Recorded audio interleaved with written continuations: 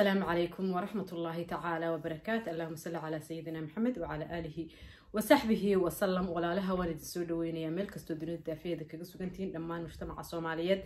إداونا يا أما كحول الجنة كين اليوتيوب لما أنتين والد السودوين يا وان السلام يا حسن. ما أنت واحد دوني إن كهذا الأمان اللي وداقو أرين هذه أمور قبضا أو ما رتي تطبات كم بعد حسوتي بالشدة الصوماليات نكون سكر لي إن oo aad iyo aad u naxdin badan oo dhibaato badan u walwal badan ayaan ka hadlayaa arintaas waxa ay maartay ku dhacday gabar Soomaaliyeed walaal Soomaaliyeed oo ku nool wadankeeni Soomaaliya ku nool kuna nool gaar ahaan magaalada Guriceel ku nool hooyadaasi waa hooyo xaamilo ah oo 8 bilood oo uur leh sidoo kalena haysata 9 caruur ah ilaahay hawdaayo oo yaryar iyo waaweyn bay isugu jira ilaaha raxmaanka raxiimka ha barakeeyo hooyadaas ilmihii tobnaad uurka ku sida waxa ay ku xiran tahay ama ay ku xidhnayd jeel kamid ah ku yaala magaalada Guriceel ku yaala ayay hooyadaas ku xiran tahay ku xidhnayd actually waa lagu xidhay laakiin hadda kuma xidhna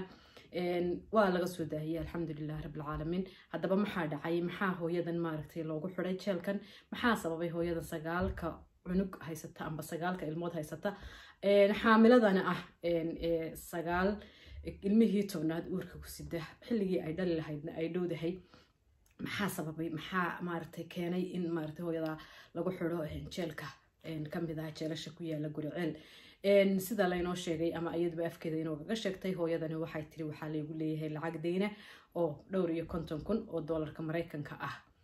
ayay maaragtay hooyadana tiri maaragtay waa lagu leeyahay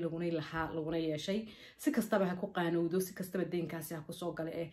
markii ay maaragtay iyada iyo dadkii ay maaragtay shirkada lahaayeen lacagtaas ay ku yeesheen iyaguna si arxan la'aan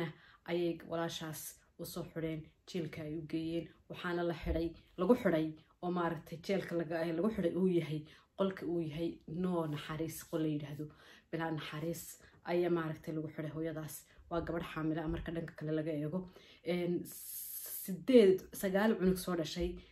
bishii 8 ku jirta intay carari kartaa intay baxsan kartaa intay socon kartaa aqli baa loo baahan yahay walaalihii jeelka mas'uulka ka ahaa iyaga laftirkoodu naxariis ma tusin gabadhaas laanahu waxay ahayd gabadhan waa xaamilo hal xidho qofka hadideen lagu yeesho waa lagu xidhayaa laakiin gabadhan waa xaamilo maadaama ay xaamilo gabadhani tahay may soo dhanin qolalka caadiga ah ee jeelka kamidka ah inkastaanu jeel naxariis badan balahayn haddana way isdhaan tahay qolalka maartay ama ay cawda ka heliso ama ay maartay meel yaro yara nafis ay ka heliso galiimayso dhan inuu ugu maynixinin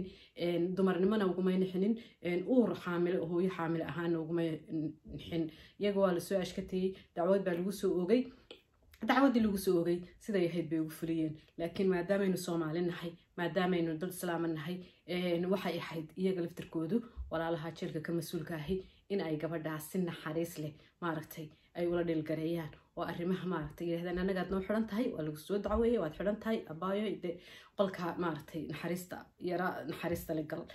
may dhicin gabadhaas siday inoo sheegtay waxaana inoo soo ilaahay khayr ha siiyo wiilal wariyaal ayaa ka soo duubay oo maaragtay inoo soo gudbiyay hadaynu qolba joognahay hadaynu qolqol joognahayba waynu aragno indhaheena ku daawanay jeelkii ay ku xidhnayd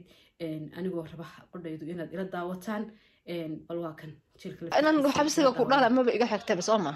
waayo qof aan qof u maqnayn oo wax sugay oo soo socdo ogeyn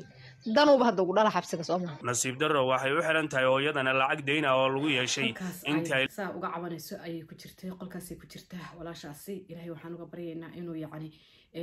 kurbadaas aanu mar dambe ku soo celin kana soo furto sida ay maaragtay ku qalbisan tahay na maaragtay walaashaas uu maxay ahaydeen ugu dhameeyay ayaan ilaahay uga baryaynaa sidaas markay ahayd halka ay sheekadu ay mareysay ayaa waxa dhacday inna macal qusri yusr ilaahay quraankiisa inuu yiri culays badanba waxa ka dambeeya fudayd waxa u kacay marka ay soo gaadhay walaalo Soomaaliyeed ayay soo gaadhay oo qurbaha ku nool uguna horeeyay walaal Daahir Calasow ilaahay khayr badan ha siiyo ajar aan dhamaanin iyo miisaanka xasanaadka ha u saaro ajar aan dhamaanin Allah ka siiyo walaalkaas u kacay barta uu ku leeyahay TikTok ayuu maaragtay halkaas life kasoo gelayay istabajooga life istabajooga wuxuu la hadlay dhammaanba ummadda Soomaaliyeed wuxuu la hadlay gaar ahaan baayac mushtarka Soomaaliyeed ayuu la hadlay gaar ahaan baayac mushtarka Soomaaliyeed iyaguna waxay ku deeqeen lacag aad iyo aad badan ilaahay khayr ha siiyo ilaahay iyagana kurbo adduunyo to aakhiraba ha ka faydo sidoo kale wuxuu la hadlay mujtamaca Soomaaliyeed qof walba halku ka soo gaaray ayuu wixii uu ka awoodi karay uu ka bixiyay uu ka awood maartay uu ka diray walaashay maxay ahayd ilmadu ka dhacday maanta shalay waxay la ooyeysay oo aynu daawanay waxay la ooyeysay ilmadu saa uga daadanaysay ciil iyo cadho iyo warwar iyo cabsi ayay la ooyeysay ilmadu uga daadanaysay maantana waxay la ooyeysaa laadahay ilmada iyada iyo caruurteeda ayaa halkan iskula ooynaya allahumma lakal hamdu wa shukr ilaahay baa mahad oo dhan iska leh mahad oo dhan ay u sugnaatay waayahay halka markay marisay walaashii lacagtii waa laga bixiyay sida aynu ognahay wuxuu soo ururiyay dhowr iyo $50,000 Daahir Cali soo ururiyay si kastaba ha ku soo ururiyay dhan uu la kaashaday baayac mushtarka Soomaaliyeed dhan uu kala kaashaday mujtamaca Soomaaliyeed ayuu maartay lacagtii ku soo ururiyay sidaas ayuu gabadhii jeelkii waa laga soo saaray allahumma lakal hamdu wa shukr jeelka waa laga soo saaray walaashii jeelkii marka laga soo saaray gurigeedii bay joogtaa caruurteedii bay la farxaysaa caruurteedii bay la qoslaysaa waayahay adduunku waxa weeye harka labadiisa gelin weeyaan adduunku waa harka labadiisa gelin gabadhaas rag Soomaaliyeed ayaa xidhay rag Soomaaliyeedna way soo daayeen marka aan idin leeyahay ragga Soomaaliyeed isku wada mid ma aha yaa waxay inoo proof gareynaysaa arintani nin Soomaaliyeed baa xidhay rag Soomaaliyeed baa soo xidhay waxa soo jeelka geliyay rag Soomaaliyeed bay ahaayeen waxa qolka bilaan xarista ku xidhay rag Soomaaliyeed bay ahaayeen waxa ka soo furfuray ee farxadii maanta gabadhaas farxadda ka muuqata iyo maaragtay iyo reereenta ay haysato ilaahay ugu soo dhiibena waa rag Soomaaliyeed marka ragga Soomaaliyeed iyana ku dhigin ka xun sidiisa loo abaaro yes wuu jiraa nin xuni laakiin ninka xun sidiisa loo abaaro ninka wanaagsanna sidiisa loo abaaro hana loo ogaado yaana la oranina nin kasta oo Soomaali yaa waa xuux ka yaaca ma markaan xuux ma jiray rag waa wada sidaas gabadhaas saas ay ku dhacday arintaas ay ku dhacday nin Soomaaliyeed ba qabay ninkeedu way isqabeen markii arintan ay ku dhacaysay subhanallah waxa mucjiso kala keentay oo lala yaabo de ummadda Ilaahay oo dhan ay shocked ka qaaday yaani ninku uu qabay markii inanta arintan ku dhacday ismuu soo dhiibin oo ninkaasi ma oranin inagu garan mayno previous life koodi ma garanayno laakiin imika ahaan waxaynu xukumi karnaa una ma aynu ka hadli karnaa yaani waxaan horteena yaala inay hore dhibaato uga soo dhacday ma garanayno in deyn hore ay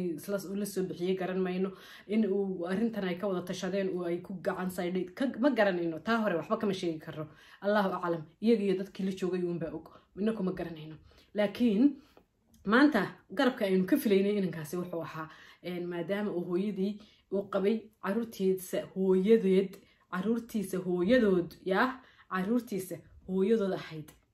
markii la xidhay jeelka la geliyay inuu intuu isagu soo dhibo yiraahdo aniga hal igu bedelo positionkeeda anu taasan ka filayay yaa taasan ka filayay laakiin ma dhicin inuu yiraahdo gabadhana xaamilo weeyaan 8 bilood weeyaan xaamilada ah oo 8 bilood ba ilmaha uu yahay uurka ay ku sidaa anytime bay dhali kartaa jeelkay ku dhex dhali kartaa way ku dheeg bixi kartaa way ku dhiman kartaa 9 kalena meel bay u fadhiyaan ilaahay ha u barakeeye 9 kalena meel bay u fadhiyaan oo ay sugayaan marka waxay ahayd inuu yiraahdo aniga ay xira ilaa waaba la isu xiraa dadka oo Soomaaliya waynu ognahayo haddii maanta hooyada la xiro adiga tagayo odhanaya hooyadii sii daayo aniga halay haysto haddii aabaha la xiro adiga tagayo le aabaha la sii daayo aniga halay haysto ilaahay naguma keenay inuu maartay yiraahdo bay ahayd aniga halay xiro gabadhaydan iyo xaaskaygana maadaama aanay qaadiba karaynin oo handal garayn karaynin hal ii sii daayo inay ahayd inuu yiraahdo ahayd laakiin ma dhicin wuu xafarku qoday baa la yiri sida la sheegayo hadal aad u qalafsan oo qalbigu diidayna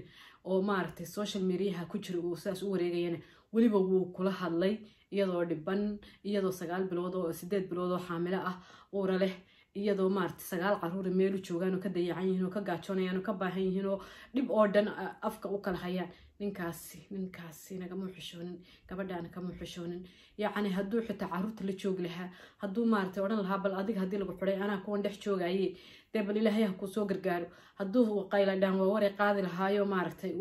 odhan lahaa haddii aan laba idmaayo odhan lahaa war hayaa hayso war dee ummadda ilaahay imikaba bixisay uu soo qayladhaan tegi lahaa dee ninkaasi wuxuun baan maanta aynu odhan lahayn laakiin meel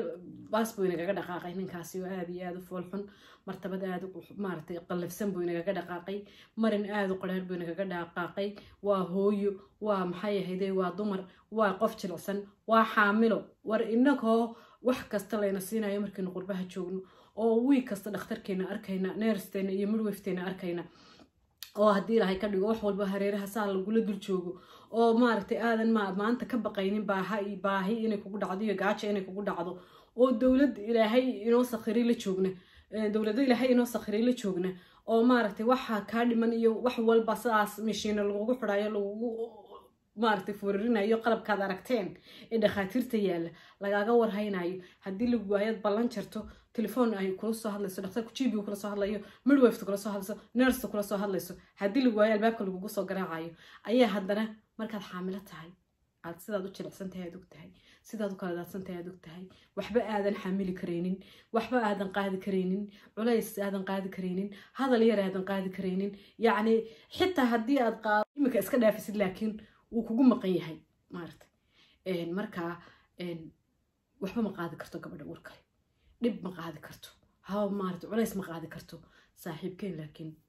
faraquu tiiri ilaah baan kugu xawilay wax kale baan ku nahana garan mayne ilaah baan kugu xawilay faraquu tiiri faraqa ayuu tiiri gabigiisiba waa la waayay ilaah diintaada u gargaar marka laakiin waxaan ku ilaawayaa xanuunkaas oo dhan aan ku ilaawayaa inankaas daahir iyo inamada la midka ah ee bixiyey iyo ragga u gurmaday iyo dumarka u gurmaday iyo soomaalida u gurmatay iyo islaamka u gurmaday ayaan waxaasoo dhan ku ilaawaya fadhaqa tiir mooyaane dib laguma arko haddaad doontaa soo noqonin adin lee waaye laguma baahna abow waxaa tarisaa yaraa ya laguma baahna iska tag laakiin xumaanun baadna tustay haddaanu nahay hooyooyinka soomaaliyeed xumaan aad iyo aad iyo aad iyo aad weyn baadna tustay المهم waxaan alxamdulilah shukri lilah aan leenahay maanta hooyadii shalayta ooyeysay maanta farxad bay la ooyeysaa shalayna murugay la ooyeysay marka alxamdulilah allahuma laka alxamdu washukri ilaahay ha u siyaadiyo ilaahay nabad ha ku kala keeno ilaahay dhibkaas iyadiyo inta la mida iyo dhammaanteenba aynan qaadi karaynin ilaahay inama saaro isaga weyn oo waaxide insha allah bidmillaahi kariim intaasi waxay ahayd arrintan maanta ka dhex jirta bulshada soomaaliyeed dhexdeeda taalla oona noo soo gudbiyey doonaya inaan idinla wadaago aynu falanqaynaynay una ducaynaynay ula soo duceeyey walaalayaalow assalaamu calaykum waraxmatullaahi tacaala wabarakaatu